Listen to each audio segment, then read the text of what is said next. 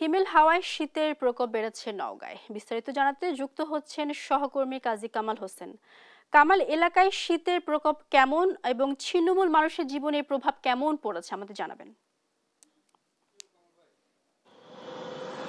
আপনি যেমনটি বলছিলেন, নওগাঁয় গত এক সপ্তাহ যাবৎ উত্তরের হিমেল হাওয়া এবং কনকনে শীত অনুভূত হচ্ছে।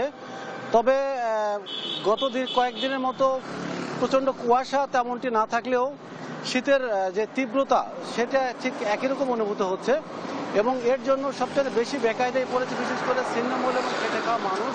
বিশেষ করে শহরের বিভিন্ন পয়েন্টে আমি গত কয়েকদিন যাবৎ যেটি দেখেছি যে শ্রমজীবী মানুষ যারা কাজের সন্ধানে সকাল করে আসেন তারা অধিকাংশ দিনেই প্রচণ্ড শীতের কারণে কাজ না পেয়ে হতাশ হয়ে ফিরে যাচ্ছেন। আমি যদি আপনাকে এই নওগাঁর গ্রামীণ চিত্রের কথা বলি, যে আপনি জানেন যে নওগাঁর অধিকাংশ এলাকা কৃষিজীবী এবং কৃষি নির্ভরশীল এলাকা। বিশেষ করে বড় মৌসুমে এখন চলছে বড় মৌসুমের বীজতলা কদিনের শীতের কারণে বীজতলা বেশ কিছু হলুদ বর্ণ ধারণ করেছে। হাসপাতালের কথা যদি আপনাকে বলি, এই শীতের কারণে প্রচণ্ড ডায়রিয়া রোগীরা বেশি হয়েছে, বিশেষ করে শীতজনিত কারণে। নওগাঁ সদর হাসপাতাল তো বটে, উপজেলার সবগুলো হাসপাতালে ডায়রিয়া রোগীর সংখ্যা বেশ কিছু বেড়েছে।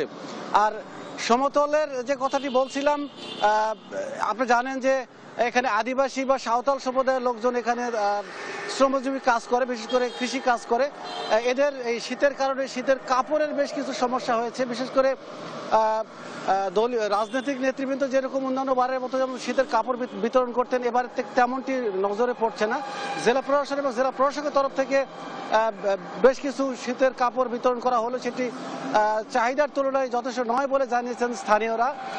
তো নওগাঁ থেকে শীত নিয়ে আমার কাছে মোটামুটি এই ছিল সর্বশেষ তথ্য।